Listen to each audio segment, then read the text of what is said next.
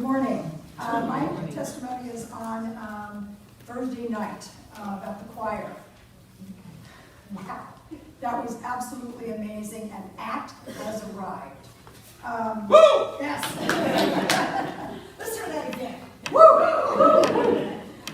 We sang our hearts out.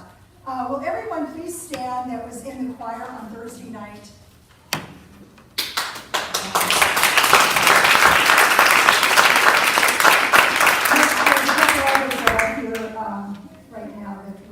I think we had probably close to 10 from our church. I hope you all felt the Spirit move through you like I did. It was amazing. There were roughly about 50 people from the church choirs participating, in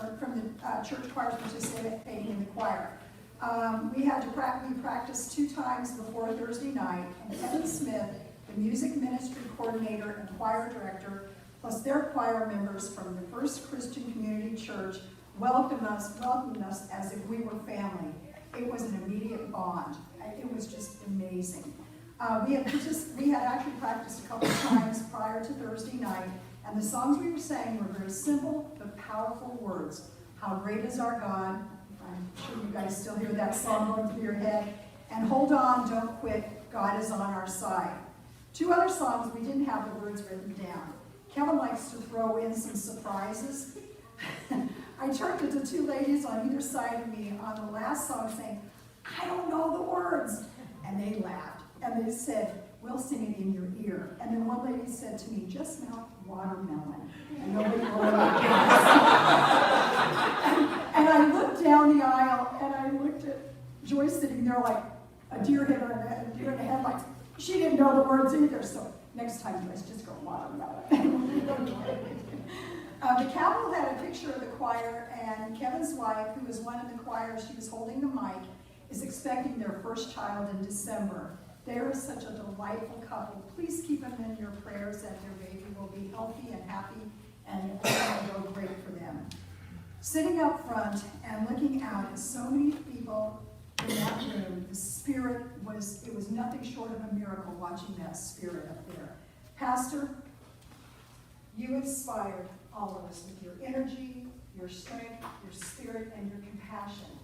Thank you for being one of the leaders in bringing our church and so many organizations on this incredible journey built on faith and trust.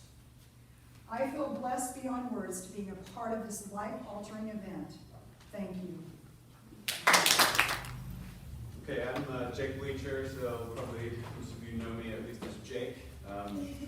I've talked to Ryan a little bit about giving a testimony of faith about the path I've been on over the last few years.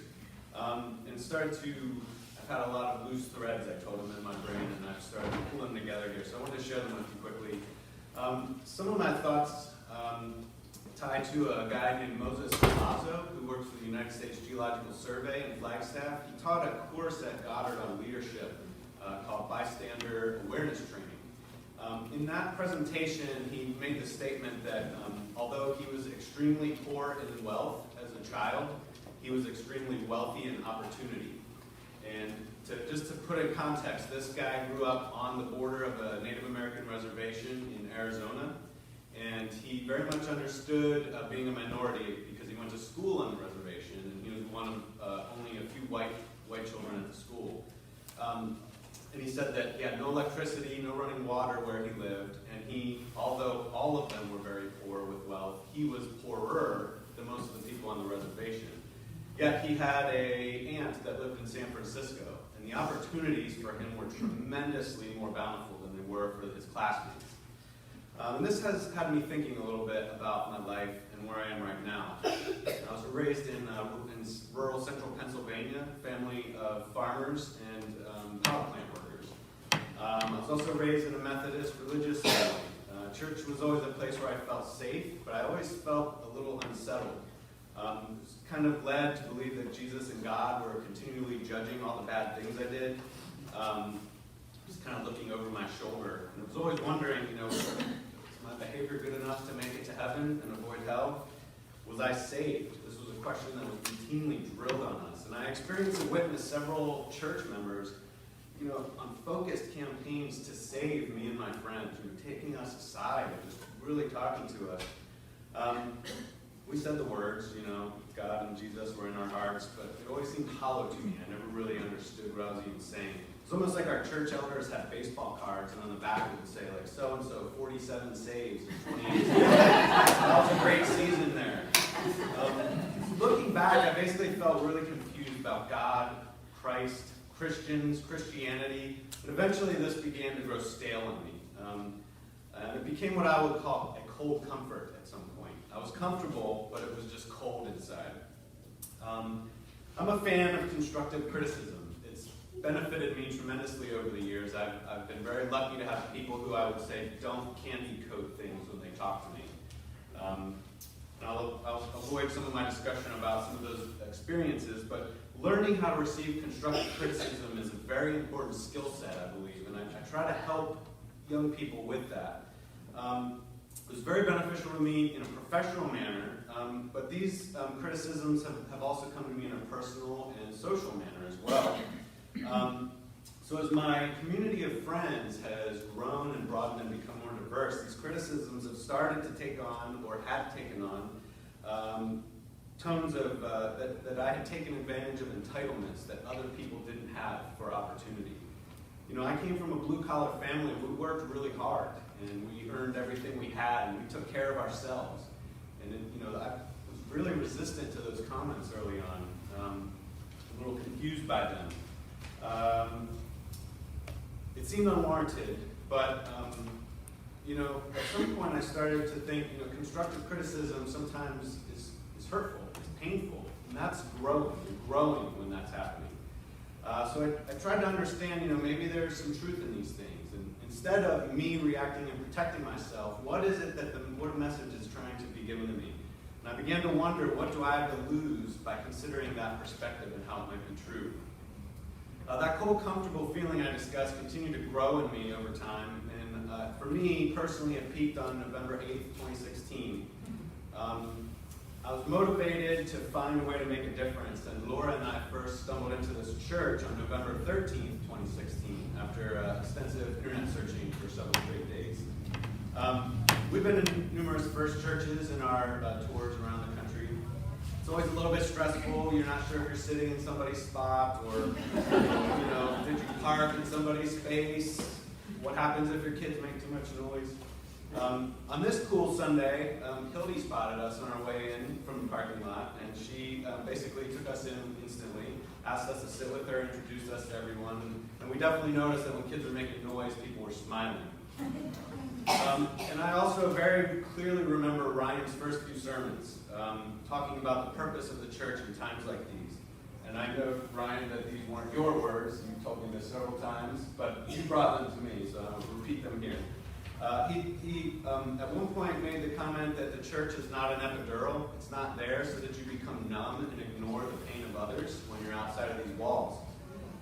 He also made a comment at one point that the church is not here to put a smiley face Band-Aid on the wounds that other people have so that you can feel comfortable in yourself.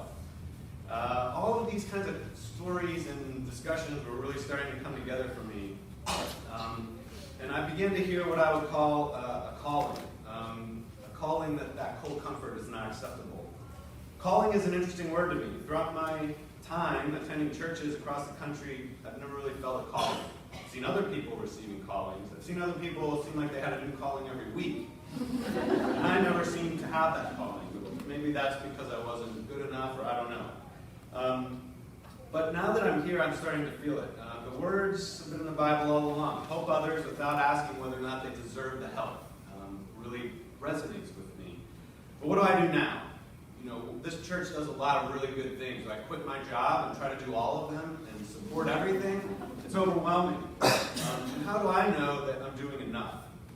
I was recently interviewed for an article about my job with NASA, and I was asked, what is the coolest thing you've ever done as a part of your job? And I know what this question is trying to get at. They're asking about some really exciting technology thing or science thing. But for me, that question is really easy to answer. It is very simply my chance to give opportunities to new interns. Ryan's discussed this with me in the past. I now refuse to serve on panels or committees that don't have female members. There are no minorities. I can volunteer my spot to somebody else to help diversify the team. I don't really lose a lot by not participating in those anymore. I've worked hard and long to get where I am, but I also no longer avoid the discussion of my entitlement and privilege. In fact, I sort of welcome it because I know that it helps me to empower others who potentially don't have that entitlement or those chances for the opportunities. And this is starting to pay off. I see the people that I first helped moving through the ranks. You still have to fight, okay? It's not over, but I'm starting to see less resistance as this moves along.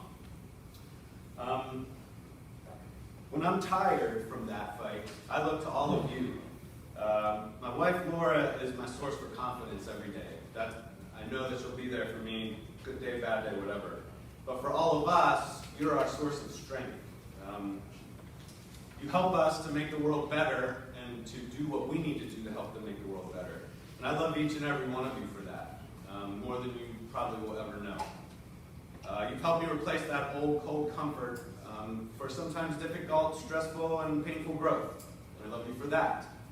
I have faith that you will be here for me and my family when we need you. And I have faith that I will continue to draw the strength I need from this church to answer the calling that I'm starting to hear. None of us can do it all, but together we can help with all of it. I was on a trip a few years ago with 3 engineers in a car. I was leading them out in the field and teaching them about geology. While we were driving, the conversation in the car was about, what do you do socially at night? We're talking about it, and all 3 of them were discussing how they're introverted and they don't really like to go hang out. Well, I've always felt uncomfortable hanging out in large groups. It's not something I'd look to do. I said, yeah, I'm pretty introverted too. Literally all 3 of them started laughing out loud. And I was like, what are you laughing at me for? And he said, you're not introverted. It's like, come on, I don't want to do that kind of stuff. And they said, yeah, but you're not introverted. You're a lazy extrovert.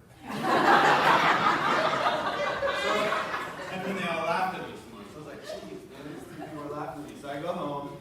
A little later down the road, I was trying to process that. I talked to Laura and I said, this happened to me the other day. She starts laughing at me and says, yeah, you're a lazy introvert, or lazy extrovert, for sure. So, with that in mind, last Wednesday, or last Thursday, armed with knowing that my confused introvert is really that same old cold comfort, made my way to First Christian Community Church. That night I saw the power of bringing people together, unified under common goals, to better the lives of everyone in Anne Arundel County. I was assigned to security, as I was told, because I am tall. Is that a good reason, Jim, to be on security? That was it, I'm tall. That wasn't my choice. That wasn't what I tried to join initially, but that quite literally was my calling. There's nobody else doing this, get over here. So I went. I brushed aside that cold comfort. From the perspective of security, the night was stressful at times. For instance, when the outside tent failed in the middle of a torrential downpour, and we had to try to keep everyone safe and under control as they were literally running into the church. We also had to try to maintain the fire codes for a total number of people that could be in the church, things like that. It was stressful when I was a focal point of frustration, because they couldn't park here, or they couldn't stand there, or they couldn't sit with their friends. But it was amazing as I helped people out of their cars into motorized wheelchairs and walkers. Many people told me that it was literally hell for them to get here, but there wasn't any way they were going to miss seeing this. Nobody they knew, several generations in some cases I was told, had ever experienced seeing something like this in Anne Arundel County before. I continue to realize what it must be like for people who don't have the privilege of being a lazy introvert like me. They don't have an opportunity for their own personal cold comfort. I was thanked profusely for what I was doing throughout the night, and that seemed ridiculous to me. All I did was avoid my cold comfort, my lazy introvert, and I donated my time to help people who have been denied opportunity as much as I have been given it. And yet, they held no contempt for me. They did not chastise my entitlement. They did not point out my privilege.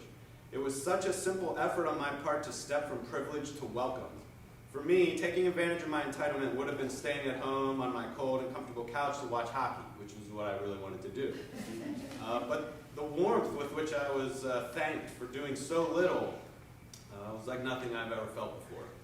None of that would have happened without all of you behind me, without all of us behind each other.